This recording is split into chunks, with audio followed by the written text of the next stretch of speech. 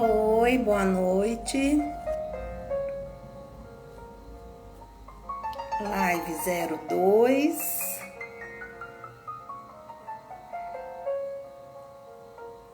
Como vencer a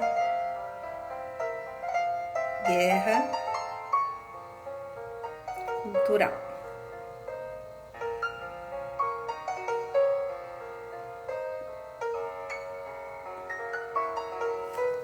A identidade do inimigo.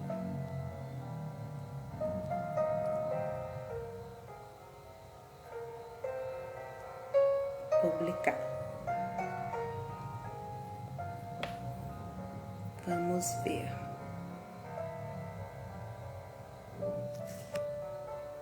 Tudo bem?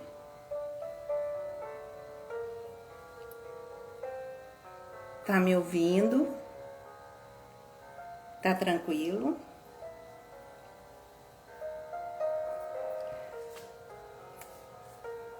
Vamos. Como vencer a guerra cultural? Um plano de batalha cristão para uma sociedade em crise. Hoje é a segunda. Deixa eu tirar aqui.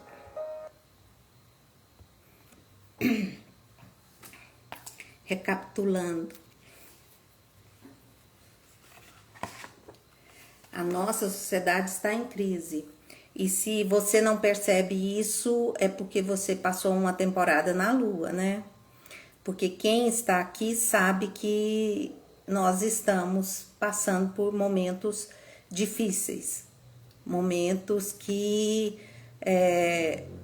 nós estamos inseguros em relação às nossas escolhas, ao que é bom, ao que é belo e ao que é verdadeiro.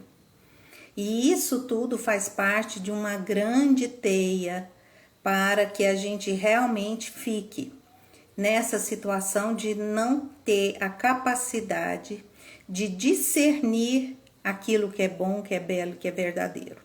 A partir do momento que nós encontramos a verdade, nós temos a libertação, nós temos força, nós temos um poder de transformar a nós mesmos e a situação que está ao nosso redor.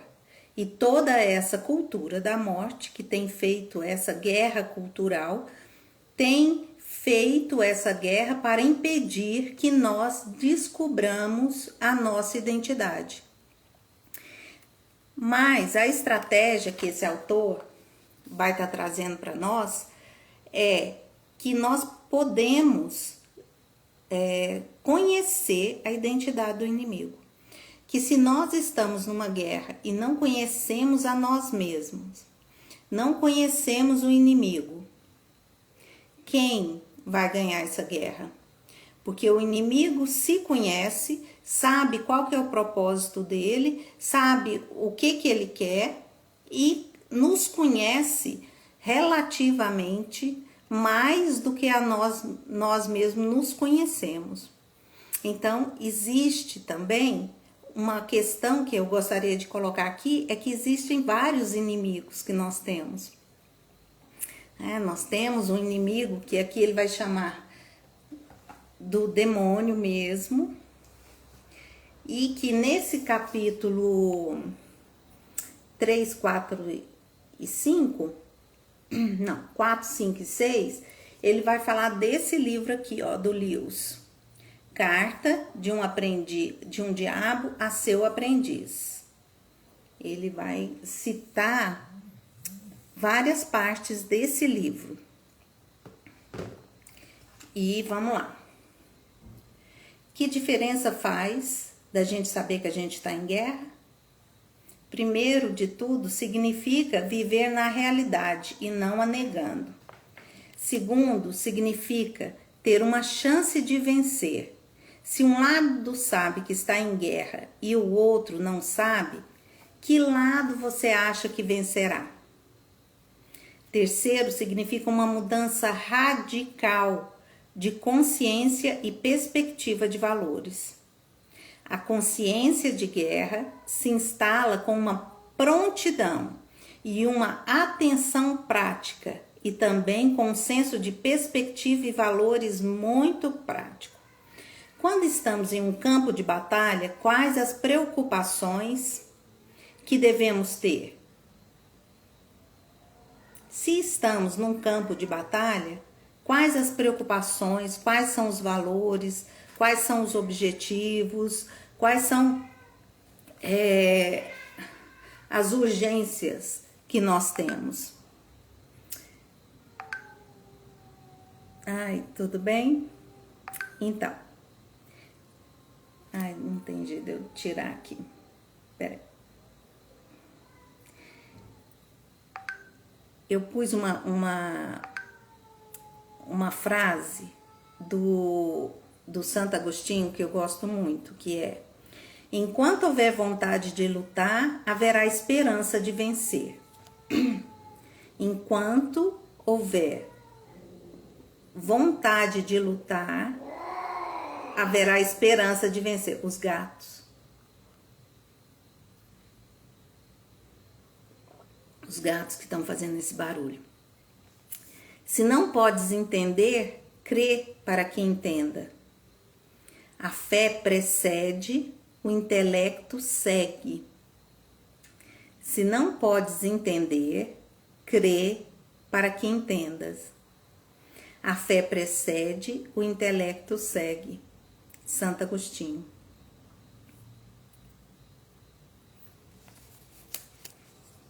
Deixa eu pôr aqui, né? Se é um clube do livro, a gente precisa ler o livro, né? Nesse capítulo aqui, o capítulo 4, ele vai falar dos princípios fundamentais de toda a guerra cultural. Ele vai falar da lei de Carlson. E ele fala o seguinte: que a lei de Carlson é que uma sociedade, para ser equilibrada, ela precisa de normas bem definidas. Ela precisa de normas bem definidas e precisa de pessoas que tenham consciência moral, que tenha consciência do que é certo e do que é errado, tenha consciência dos seus deveres e direitos, para que, com essa consciência, precise menos de policiais, que ele chama aqui, de pessoas para vigiar o que você está fazendo ou deixando de fazer. Então, numa sociedade, quando ela tem, e ele vai citar vários exemplos, que ela consegue um sistema, um governo que consegue ficar muito tempo no poder, os que mais conseguiram ficar muito tempo no poder tiveram essa característica de ter leis e princípios muito bem estabelecidos. E todos esses que conseguiram perdurar muito tempo, eles tinham religiões fortes. Um sistema religioso forte que trazia para as pessoas essa consciência do que elas deveriam fazer, a consciência de comum unidade, que estava vivendo numa sociedade, então precisa ter essa consciência de unidade, e que a religião, em todos esses pontos, ela foi essencial para trazer essa consciência de valores, de virtudes. Uma comunidade é uma unidade orgânica, porque é um microcosmo, uma pequena imagem do próprio universo. Embora Deus tenha criado o universo desde fora, ele o projetou para que se mantivesse ordenado desde dentro. Naturalmente, por sua própria força interna de unidade e não escorado por forças externas. Como uma comunidade humana, o universo é o paradoxo de um em muitos. ou de muitos em um. Como universo, uma comunidade é um paradoxo de uma comum unidade, de muitos indivíduos e subgrupos unidos em um trabalho comum, por um propósito comum, compartilhando um valor comum. Agostinho, meu amado, definiu a alma unificante de uma comunidade, cidade, como um amor comum. Portanto, existem essencialmente, para Agostinho, apenas duas cidades: a cidade de Deus, os que amam a Deus, e a cidade do mundo, adoradores do mundo, idólatras. E aí ele vai fazer uma analogia com o nosso corpo. Vamos fazer uma analogia com o nosso corpo social, com o nosso corpo individual. O corpo humano tem duas defesas contra as doenças internas e externas, natural e artificial, preventiva ou corretiva. Se ele perde sua imunidade interna, a doença necessita de medicamentos, cirurgias ou muleta para ampará-lo desde fora, para compensar sua desintegração interna. Um deficiente físico precisa de muletas pelo mesmo motivo que pecadores precisam de igrejas. A religião é de fato uma muleta, uma arma de defesa, um escudo.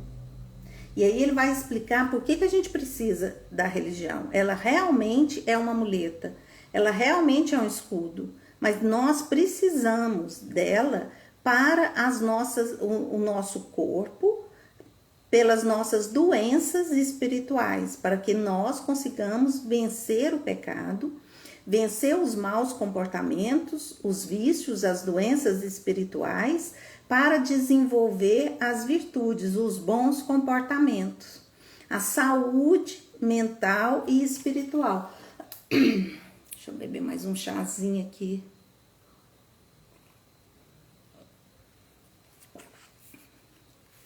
Vamos lá. Os corpos sociais, assim como os indivíduos, precisam de defesas.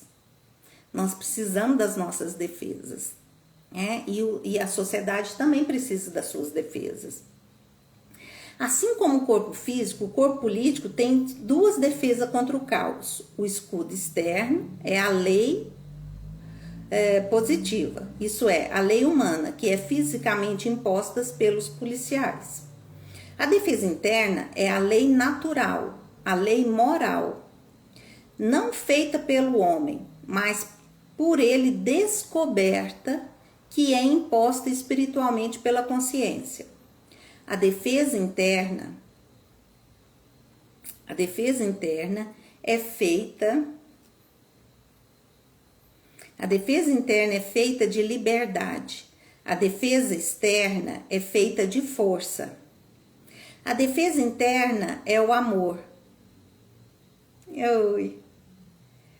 O amor ao bem. A defesa externa é o medo de punição. E o amor é livre, enquanto o medo não. Então, ele está falando dessas duas defesas que nós temos.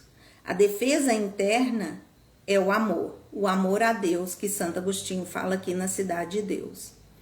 A externa, muitas vezes, vem pelo medo da punição. E esse medo da punição me coíbe de eu fazer certas atitudes. Só que ele vai analisando que mesmo a pessoa que tem consciência de que ela não pode fazer determinadas coisas, na falta de uma lei, de um agente punitivo da lei, ela não faz aquilo que sabe que deveria fazer, ou tenta burlar a lei, como por exemplo, tá à noite, você vai passar por um sinal de trânsito, ele tá vermelho, mas você olha para os lados, não vê nenhum guarda e você passa. Ali você não está cumprindo a lei, mas na ausência de um policial, você passa no sinal fechado, né? Pode acontecer isso acontece de fazer essa atitude.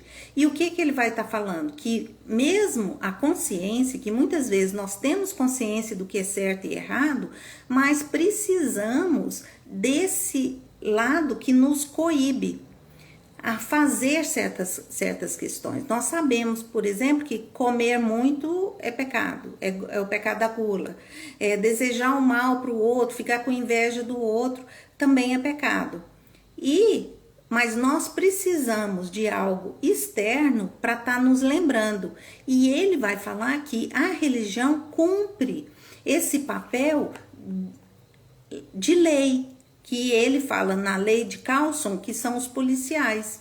Então, essa lei que a igreja traz para nós, essas normas, esses dogmas, significam que elas nos fortalecem para que a gente continue a buscar esse caminho do que é bom, do que é belo e do que é verdadeiro. A igreja, com as suas normas, com os seus dogmas, elas nos impulsiona, nos ajuda, nos motiva a cumprir aquilo que muitas vezes a nossa consciência já está nos alertando de que o caminho certo é esse. Mas se não tem essa lei, que ele chama aqui os policiais ou a igreja, fica mais fácil não querer cumprir essas normas. Se não tem essa norma é gula, o pecado, existe o pecado.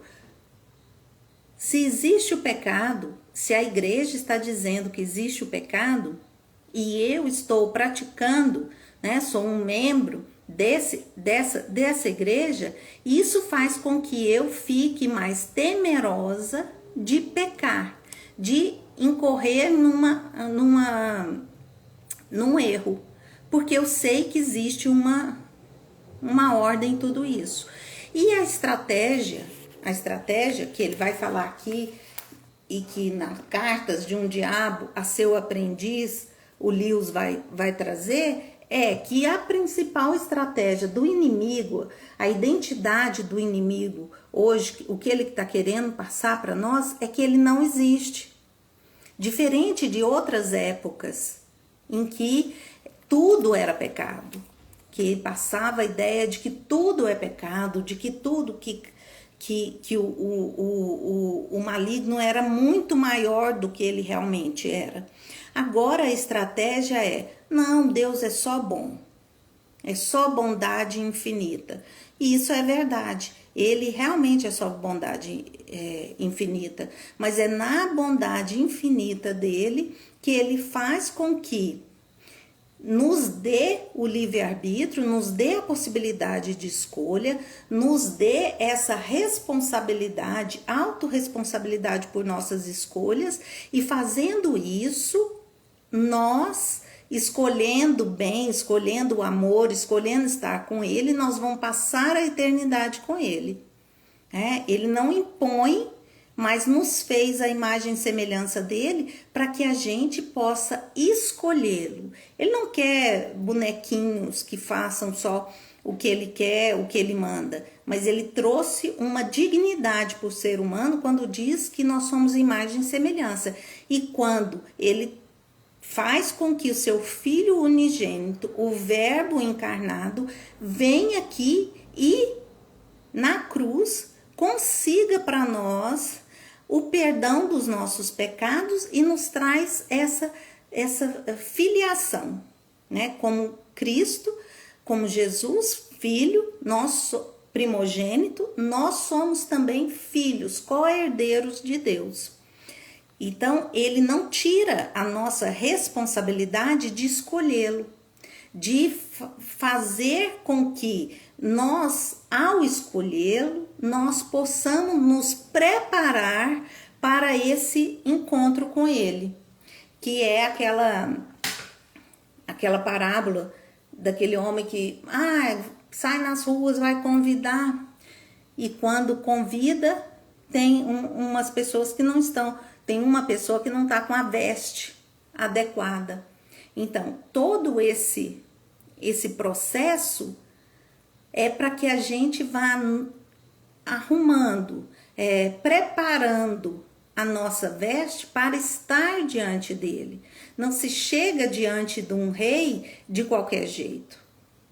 E aqui o Peter Griff vai falar que quando o inimigo da nossa alma está querendo nos colocar através da cultura, através dos filmes, através da academia, através de tudo que nós temos visto, da mídia, quer nos colocar que não, o pecado não existe.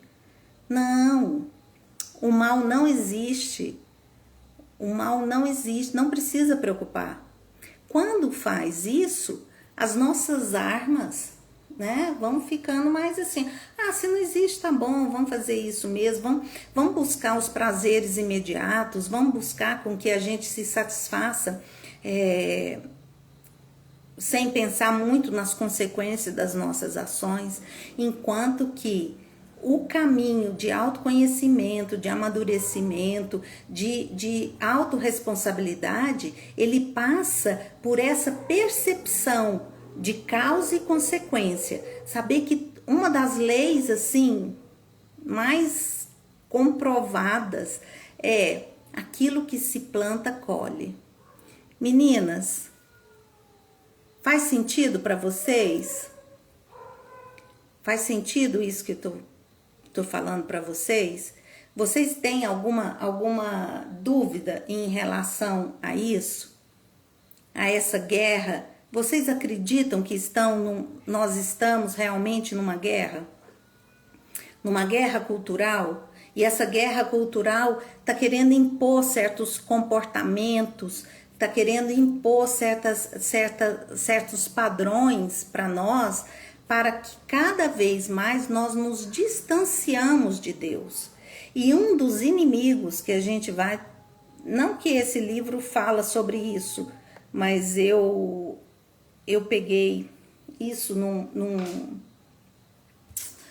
documentário da Brasil Paralelo, que é o seguinte: o principal inimigo que nós temos visto hoje é o materialismo. E por quê que é o materialismo? Porque o materialismo nega a Deus. Porque o materialismo faz com que nós passamos a preocupar só com com a matéria. E negando a Deus, nós fazemos o homem como Deus. E vai dar ruim, né? Vai dar ruim mesmo. Então, que uma das estratégias do inimigo, como ele se disfarça, que ele é o mestre da mentira, é o pai da mentira, né? Do engodo, da enganação, do assassinato, ele criou o materialismo, que nega a existência de Deus, nega tudo que transcende e só existe o materialismo. Porque se não tem a transcendência, se tudo acaba aqui na matéria, para que eu vou tentar ser boa? Para que eu vou tentar não ter uma vida hedonista? O gato. Isso mesmo. Então, se não tem uma transcendência, se tudo vai acabar aqui, eu não preciso me esforçar para ser uma pessoa melhor, para ser alguém que tem que vencer essa tendência que eu tenho para os vícios e não para as virtudes, não é mesmo? Então, o materialismo vem como esse inimigo que a gente precisa derrotar. O ser se manifesta através do fazer. E aí ele vai trazer o seguinte, que é como se a nossa identidade estivesse totalmente vinculada ao que a gente faz e não o que a gente é. fazendo com que nós confundamos o nosso fazer com a nossa identidade. E um dos inimigos que nós temos é o nosso ego, é o nosso egoísmo, é o nós nos colocarmos no centro, e Deus em qualquer parte, nas extremidades, mas o centro sou eu. Por isso que Jesus fala para nós o quê? Aquele que quer me seguir, negue a si mesmo e siga-me. O negar a si mesmo é nós negarmos esse lado egoísmo. Esse lado que nós trouxemos uma imagem de que nós somos isso que nós fazemos. Só que a imagem que nós fazemos de nós mesmas está deturpada. Porque uma das estratégias dessa guerra cultural é tirar de nós a possibilidade de nós acessarmos a nossa essência. A nossa essência, ela não está vinculada àquilo que nós fazemos, mas àquilo que nós somos. É claro que quando eu estou alinhada, conectada com a minha essência, isso vai se transformar em uma obra, em um fazer. Mas eu tenho a consciência de que não é o fazer que traz a minha identidade, é o meu ser. Não é o ter que traz a minha identidade, como o materialismo quer que a gente pense. Ah, se eu tenho uma casa, se eu tenho uma profissão, se eu tenho um carro, se eu tenho isso ou aquilo outro, eu tenho uma identidade. Não. A identidade nossa não está nem no fazer, nem no ter. Está no ser. Mas quando nós acessamos a identidade nossa de ser, nós vamos fazer e nós vamos ter. Buscar em primeiro lugar o reino de Deus e a sua justiça, e todas as outras coisas vos serão acrescentadas. Mas o foco não é o ter, o foco é Deus.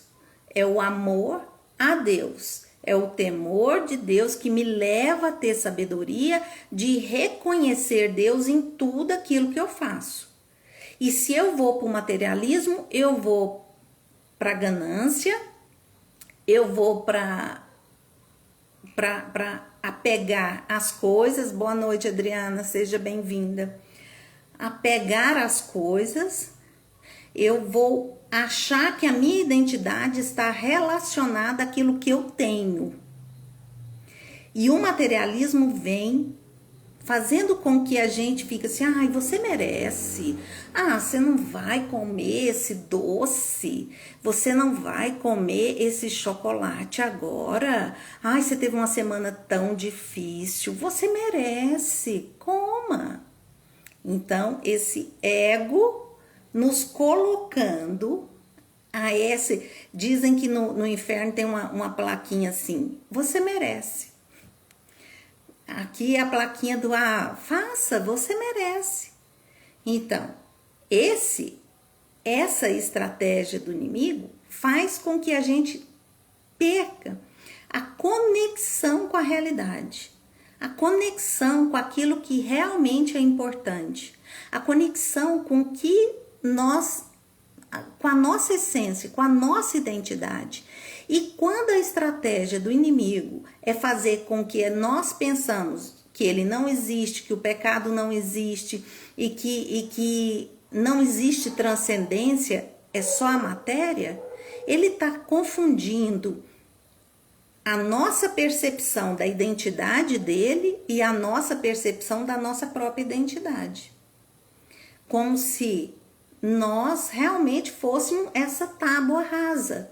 Essa coisa rasa, não tem profundidade, não tem transcendência, não tem nada místico na vida. Tá tudo muito aqui na superfície. Não, se você trabalhar direitinho, você vai conseguir. Se você fizer isso, você vai conseguir.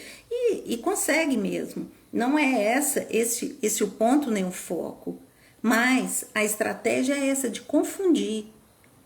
E por isso que é tão difícil o autoconhecimento.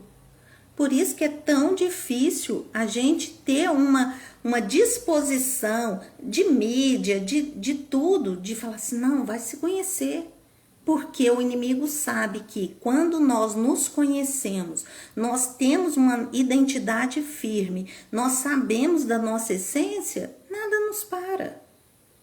Nada nos para.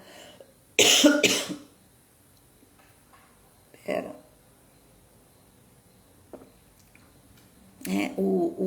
Como é que ele chama, gente? Eu pus o nome dele aqui, mas eu não sei.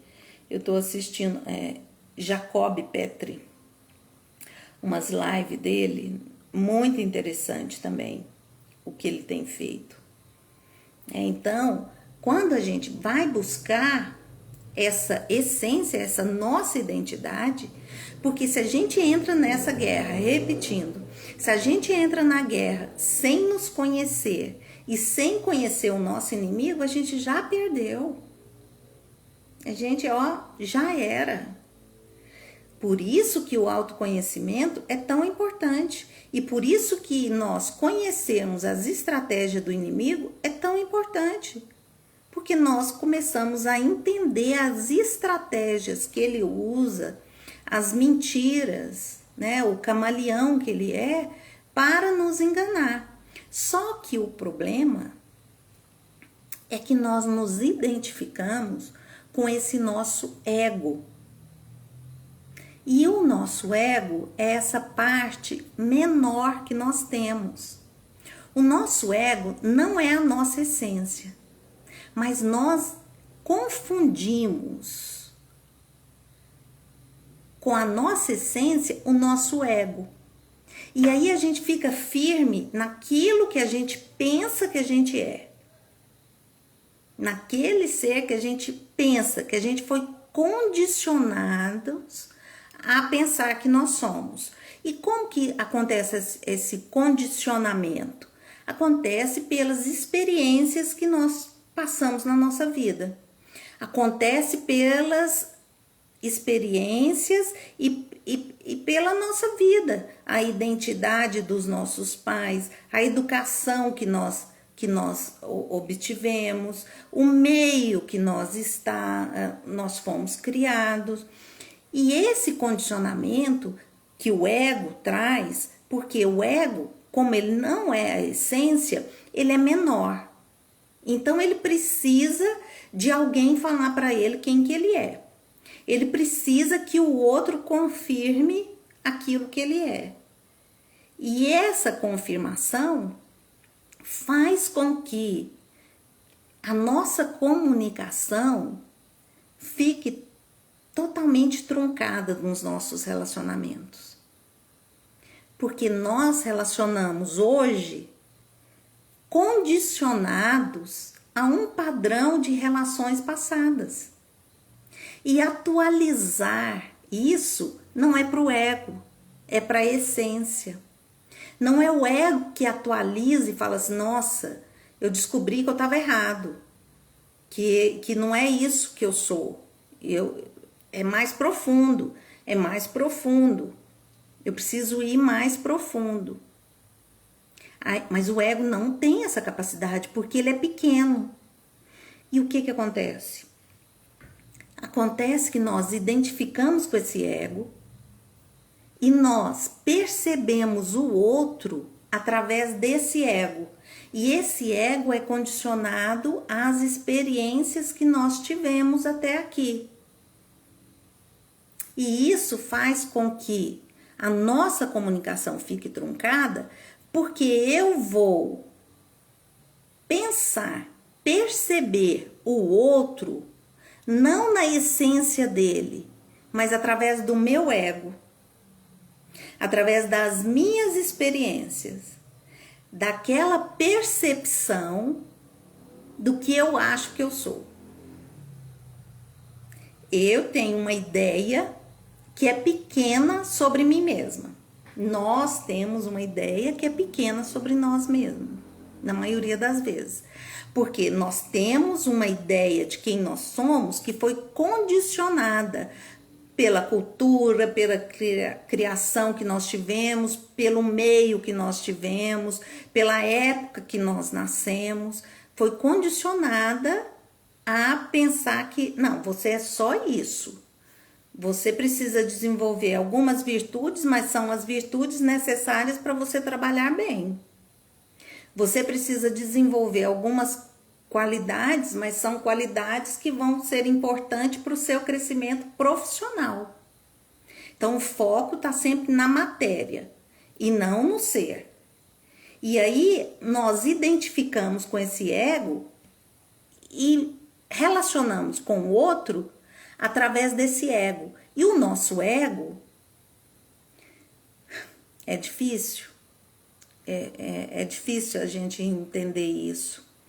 Não é nem só entender, a gente vivenciar, e eu digo por causa própria, que nós vemos no outro, muitas vezes, quando nós estamos vendo os defeitos dos outros, é o nosso defeito que nós projetamos no outro.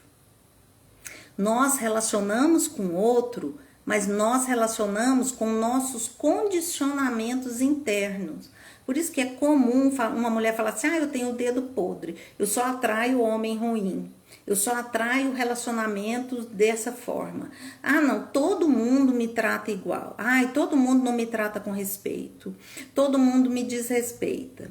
Tudo que eu, no meu trabalho me desrespeita, nesse trabalho me desrespeita, no trabalho passado me desrespeita. Então, assim, é sempre um padrão de comportamento. E quando nós ficamos presos nesse ego, é como se o problema tivesse sempre no outro e nunca em nós. Porque se o problema está em nós, se a autorresponsabilidade vem para mim, eu já começo a perceber assim, tem alguma coisa errada aqui. Tem alguma coisa errada. Mesmo percebendo que quando nós percebemos, eu vou citar uma situação que eu passei, que foi muito difícil semana passada, num grupo, e uma situação que eu não gostei, que eu fui falar uma coisa, e assim, tudo certo, não gostei mesmo, não é esse o problema. Só que aí o outro falou conforme o ego dele, e eu recebi aquilo conforme o meu ego, o meu padrão condicionado de que as pessoas não me dão ouvido, que as pessoas não me entendem, que eu que sei da verdade, que o outro não sabe. Aí eu fui para esse lugar de ego pequeno, de acusar o defeito do outro, de olhar o defeito do outro, porque quando nós estamos nesse lugar do ego, a gente precisa ficar vendo o defeito do outro para justificar o nosso. A gente tem uma necessidade de falar dos defeitos dos outros, de apontar o defeito dos outros para justificar o nosso. E aí fiz um barraco assim, falei umas coisas totalmente infantil, falando que eles que eram infantil.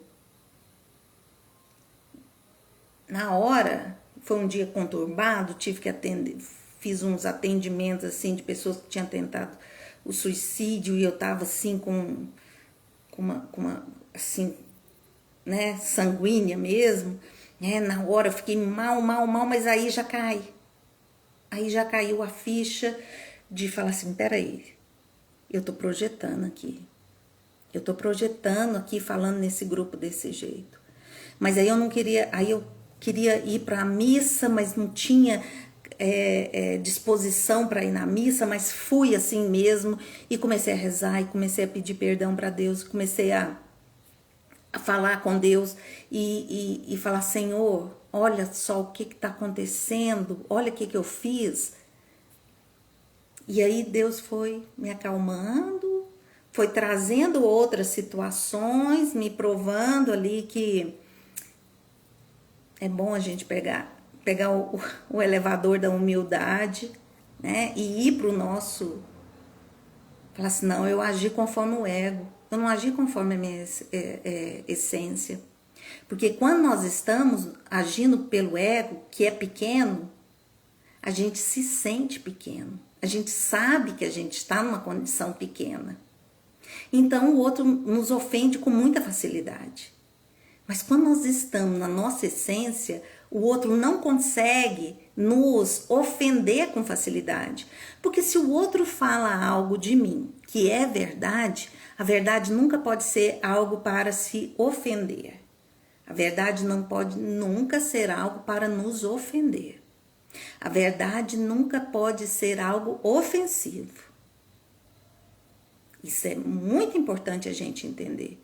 Que toda essa guerra cultural também está trazendo essa coisa. Ah, é bullying, não pode falar, que não sei o quê. É verdade, então não pode me ofender. Não pode ser algo para me ofender. Agora, se é mentira, eu também não vou me ofender, porque é mentira. Mas quando eu estou identificada com ego, tudo ofende. Tudo ofende. Porque eu sei que é pequeno. Porque eu sei que eu não estou no ser. Eu estou muito no fazer e no ter. Sem ser. E aí essa situação foi acalmando. Eu fui entendendo uma jogada. Porque eu tinha um outro compromisso no outro dia que era muito importante. E eu comecei no dia a começar a me bater assim, mas como que você faz isso? Como que uma psicóloga faz isso?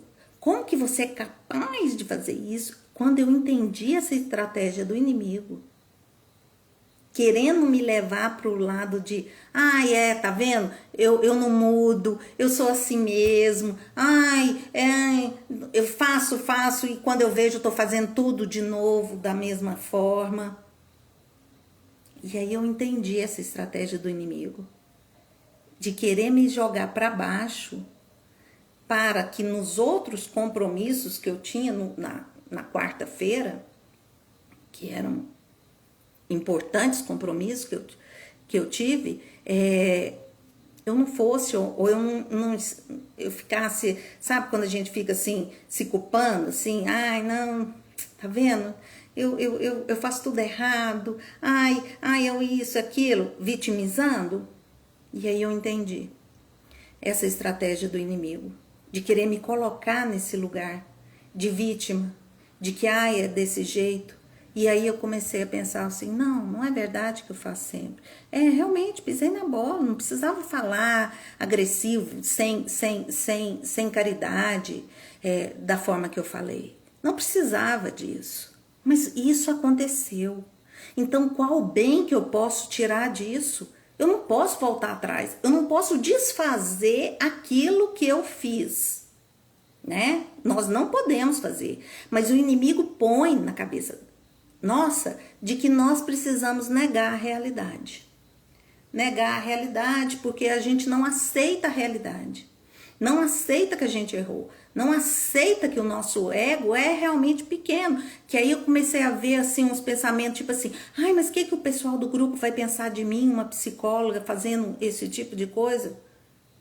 Quando eu tive esse pensamento e eu observei esse pensamento, eu falei, epa, tem algo errado aqui. Não interessa o que o outro vai pensar. Não interessa nesse sentido. É claro que eu tenho que ter minhas ações para não magoar, para ser caridosa, né? Para ter ações assim de acolhimento. Mas quando a preocupação maior é com o externo, que vão pensar, eu estou desvinculada da minha essência. Porque o outro sempre vai julgar a gente conforme os condicionamentos que eles têm. E nós não podemos ter controle sobre os condicionamentos que eles têm. E aí eu comecei a perceber, comecei a voltar a algo que eu acho que no meu perfil antigo eu falava bastante. E eu retornei e comecei a entender. A vida nos trata como nós tratamos a nós mesmas. A vida nos trata como nós nos tratamos. As pessoas nos tratam como nós nos tratamos. As pessoas nos tratam como nós nos tratamos. A vida é uma troca. E quando nós saímos do ego e vamos para a nossa essência, primeiro que essa fantasia de que eu vou para minha essência, então eu não vou errar mais, eu não vou pecar mais, eu vou fazer só o certo, tudo que eu faço é tudo bonitinho, conforme as redes sociais julgam, atestam que essa aqui é perfeita. Não, isso não existe. Isso é uma falsa expectativa nossa. Enquanto nós estamos aqui, comedores de feijão, como dizem, né? Nós vamos errar, nós vamos pecar. E esses pecados, esses erros, quando nós entregamos para Deus, Deus faz com que nós nos elevamos. Elevamos em quê? No ego? Não. No descobrimento da nossa essência. De falar assim, eu sou realmente perfeitamente imperfeita. E quando eu assumo isso no meu lado, a vida fica mais leve. A vida fica mais tranquila. Eu consigo viver com uma forma mais relaxada. Eu não preciso ser perfeita. E eu costumo dizer isso para as pessoas que falam assim, mas você fez psicologia. Eu falei, olha, se fazer psicologia fosse atestado de que você não vai ter problema, que você vai ser perfeita, psicologia seria ensinada no jardim de infância. É claro que psicologia ajuda. É claro que essa retomada minha de um dia para o outro, eu já estava consciente daquilo que eu estava fazendo, já não tinha mais essa necessidade de flagelar, de me punir por aquilo que eu fiz, já tinha aceitado que eu tinha errado e bola para frente. Tem outras pessoas precisando, tem outras pessoas que estão precisando do meu trabalho. Minha família, tudo tem pessoas que estão precisando do meu equilíbrio. Isso não significa que eu não vou desequilibrar, mas significa que eu preciso recuperar rápido. Então, assim, eu acho que foi essencial eu ter ido para a igreja no mesmo dia, ter ido, pedido perdão, ter ido rezado, pedido para Deus me mostrar uma coisa assim, entregar essa situação para Deus, né? Isso, no outro dia eu já estava assim, peraí, não tenho tempo. E é isso que esse livro tem falado para nós. Nós estamos numa guerra, então vamos, não dá para ficar fazendo papel de vítima, não dá para ficar na lamúria. É agir aí e falar, Senhor, que maravilha, Jesus, que maravilha. O Senhor veio, sofreu na cruz para me perdoar dos meus pecados, para perdoar desses erros, desse ego meu que é condicionado a agir de certa forma. E essa que é por que eu trouxe esse livro para a gente começar a pensar sobre os nossos condicionamentos. O autoconhecimento é importante para nos trazer essa visão dos nossos condicionamentos. Nós não conseguimos, quando nós estamos no ego, andar em novidades de vida, porque nós queremos colocar Deus na caixinha do conceito que nós temos que é Deus. E nós não conseguimos nos abrir e falar assim, Senhor, muda essa percepção que eu tenho de Deus, esse conceito, esse condicionamento de trazer o meu Pai aqui da terra como se fosse Deus. Que Deus tivesse uma semelhança com o meu Pai da terra. Trazer conceitos daqui para Deus. E aí o nosso ego é incapaz, ele é pequenininho. A nossa essência já tem uma visão mais ampliada de Deus. Mas o nosso ego não, o nosso ego fica preocupado em ver o defeito do outro. O nosso ego fica na função fora. E a nossa essência fica na vida interior. O nosso ego fica querendo o ter, o fazer. Ah, eu vou para a igreja, eu participo de tal pastoral, eu participo de isso, eu faço aquilo outro. Então, assim, aquele fazer. Não que não seja importante, mas o mais importante é o amor a Deus e o ser. E esse livro vem falar sobre isso. O materialismo, a ideia de que não tem a transcendência, quando você mata a transcendência, você diz que o homem é Deus. Essa é a perversidade do materialismo. Esse é o inimigo que tem nos tirado de nós mesmos. Como eu disse, né, as virtudes ficam relacionadas às suas necessidades para o mercado profissional, uma ferramenta para chegar num resultado, e não uma questão moral, uma questão de que eu preciso desenvolver as virtudes porque eu preciso encontrar uma felicidade maior aqui. E a felicidade não está no ter nem no fazer, mas está no ser.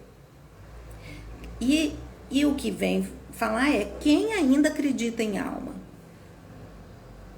Nós estamos vivendo uma época totalmente pagã. Pode até falar em Deus, mas poucas pessoas acreditam em alma, acreditam em vida interior, porque está sempre muito para fora.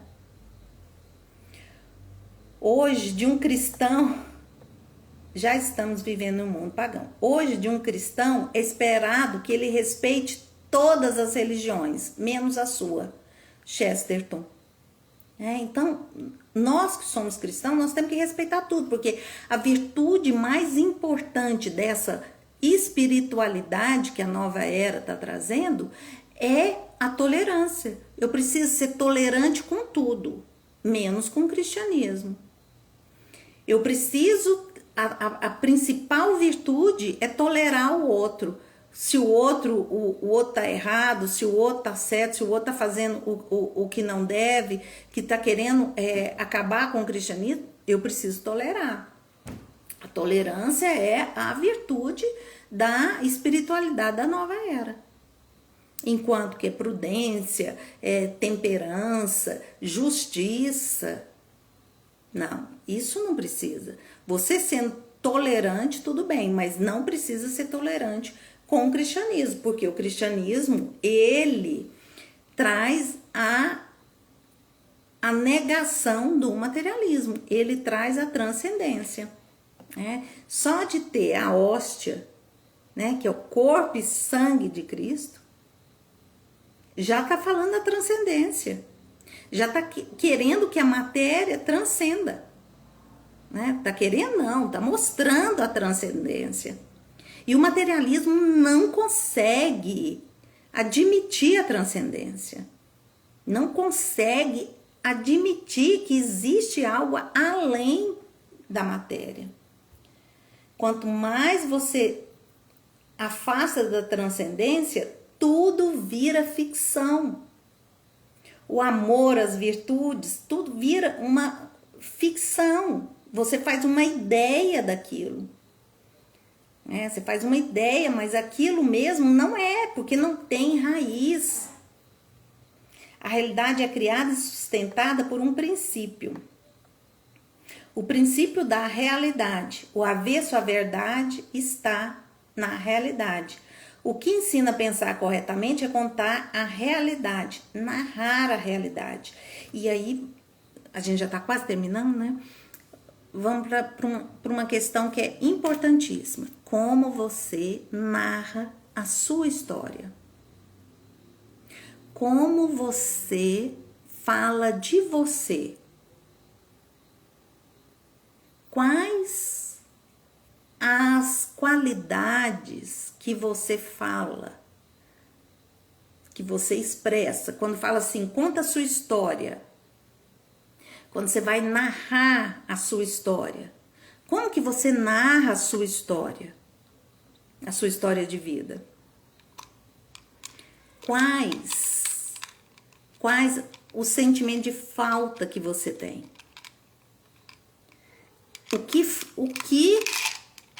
Peraí, gente.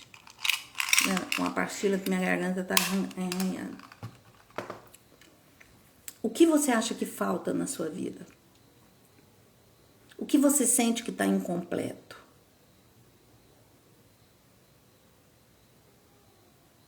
Porque quando nós nos vemos na falta, a vida vai nos mostrar essa falta. Quando nós nos vemos faltando algo, incompletos, quando nós não aceitamos que nós vivemos numa abundância, a vida vai nos mostrar aquilo que nós percebemos e achamos de nós. Porque o ego vai fazer tudo para confirmar a pequenez dele. Ele é pequeno e a ideia que ele faz de si mesmo, ele vai querer a confirmação. E se a ideia que faz é de vítima, as situações que ele vai atrair é de vítima. Pode até ter uma pessoa que vai tratar bem, que vai fazer não sei o que, aí já vai ficar em alerta. Por que essa pessoa tá fazendo isso comigo? Por que tá me tratando tão bem? Todo mundo me trata mal, por que essa pessoa tá me tratando bem? Ela tá querendo alguma coisa. Então, até a abundância e as coisas boas que a vida pode trazer, esse ego pequeno vai traduzir, perceber de forma negativa, conforme o que ele pensa, o que nós pensamos de nós mesmos. Se nós pensamos de nós mesmos que nós precisamos ser perfeitas, nós vamos ter uma relação com o erro absurda. Nós vamos nos punir de forma assim muito severa. E isso em todos os sentidos. Se nós pensamos que a vida tá faltando algo, se nós não fazemos conexão com a abundância que a vida é, tudo que a gente vai atrair é falta. Porque é isso que a gente está vibrando. E aí entra aquela parábola, né? A quem deu vai dar mais, né? Deu 5 e ele se virou e fez 10, deu 2, se virou e fez 4, e o que deu 1 enterrou o talento. E aí tirou esse 1 desse que foi jogado lá para o inferno e deu para aquele que tinha mais. Então, a abundância ela vai só aumentando. Quando nós estamos nessa dimensão da abundância, ela vai só progredir. O universo é uma abundância tremenda. E o que o inimigo do materialismo quer dizer para nós? Quer que a gente fique na vibração do medo. Ai, vai ter guerra assim, vai ter isso, vai ter o governo, vai não sei o quê, o governo vai fazer isso, o governo vai deixar de fazer aquilo, o outro é isso, o outro... É a vibração do medo. De não acreditar que Deus é o Senhor do universo. Que Deus é o Senhor, o Criador, e é um Pai amoroso. Mas o ego, que é o bam, ele não consegue admitir que ele precisa ser como a criancinha, pegar na mão do pai e se deixar guiar.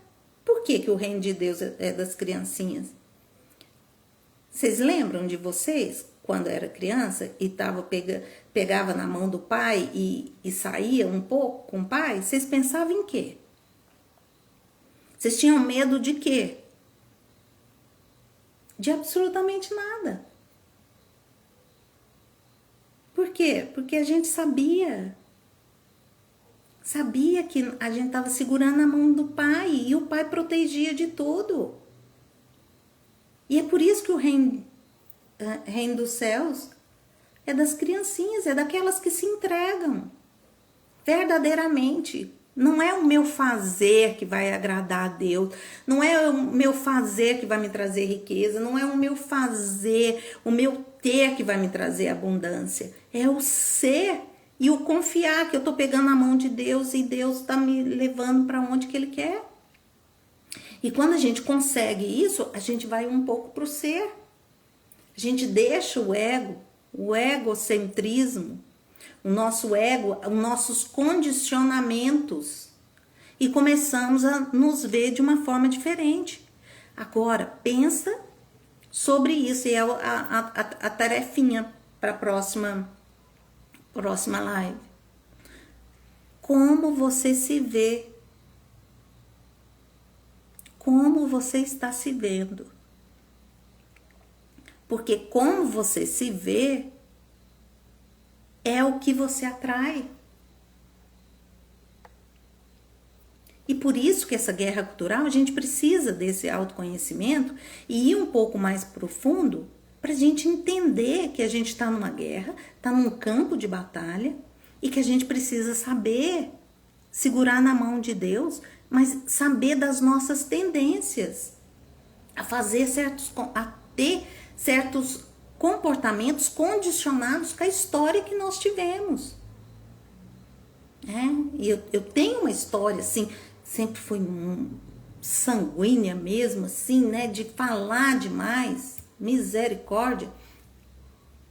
Então, isso é como se fosse um condicionamento. Eu luto e não a coisa assim, já melhorou demais. Já melhorou demais. Mas tô curada? Não, parece que o condicionamento volta, mas eu preciso me acolher nesses momentos. E é isso que eu gostaria de passar para vocês. Que nessa guerra cultural, é importante a gente saber o inimigo, é importante saber como o inimigo vê as nossas fragilidades, que a autoridade que nós passamos para o inimigo, quando nós nos vemos de forma equivocada, isso a gente dá uma autoridade dele agir em nós. E as tentações vêm conforme as nossas fragilidades. E muitas vezes esse inimigo, o maligno, sabe mais das nossas fragilidades que propriamente nós.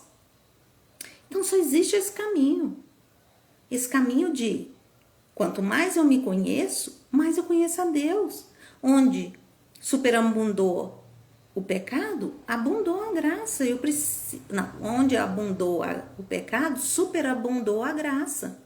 Eu preciso fazer conexão com isso, para que eu possa ir mudando, eu possa ir me conformando com novos padrões, e não com esses padrões que eu vivi até aqui. Eu preciso me abrir para que esse conhecimento de mim mesma, da minha essência e de Deus, se atualize. Eu preciso atualizar esse conhecimento todos os dias. E é essa. Aí eu vou ter que fazer, né, da outra. Aí eu quero só falar assim: nosso Senhor não nos faltará se formos aquilo que devemos ser. São João da Cruz. Amanhã vai começar uma novena de São João da Cruz maravilhosa. Então, nosso Senhor não nos faltará se formos aquilo que devemos ser. Aquilo que devemos ser.